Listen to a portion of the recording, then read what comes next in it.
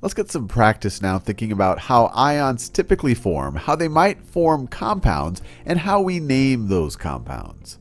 So let's start with something in group 1, in this first column. This first column is often known as alkali metals.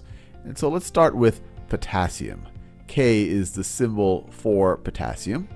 Now things in group 1 here, one way to think about it is their outermost shell has 1 electron in it. So they wouldn't mind losing that electron. So when they ionize, they tend to lose an electron and become a cation, a positive ion.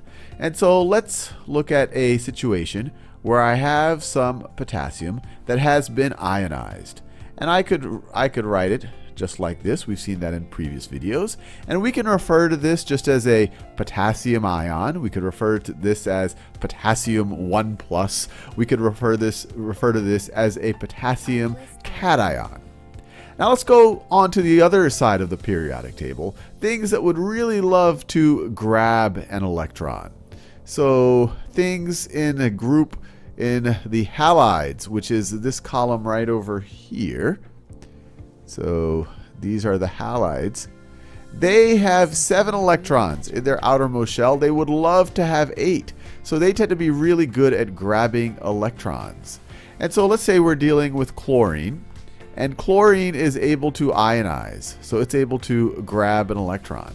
When chlorine grabs an electron, it will be a negatively charged ion. So you could write it as chlorine 1-. But the way that we generally refer to an anion, a negatively charged ion, instead of just calling this the chlorine anion, we would call this chloride. So this we refer to as chloride. Now, as you can imagine, with potassium having a positive 1 charge, or 1+ charge, and this having a negative charge, they're going to be attracted to each other. And they can actually form an ionic compound. And the ionic compound they would form, we would write as, you'd write your positive ion first, and then you would write your negative ion. And this right over here would be described as potassium chloride. Let me write that down. Potassium chloride. Now you might be saying, well, let me rewrite the whole thing.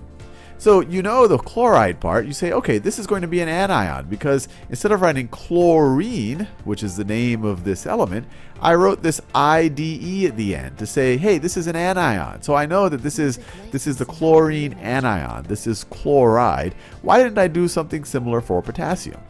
Well, the way the convention works is if someone says potassium chloride, you know you're dealing with an ionic compound. And if the chlorine has a -1 charge, an ionic compound, the whole thing is going to be neutral.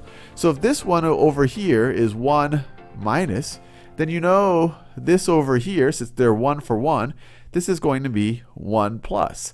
So you know that you're dealing with a potassium cation and you could say a chloride ion, or a chlorine anion. You could refer to it various ways, but this is potassium chloride. You have a positively charged potassium, and you have a negatively charged chlorine, which we would call a chloride. In the next few videos, I'll do many more examples of this, and ones that'll be a little bit more complicated.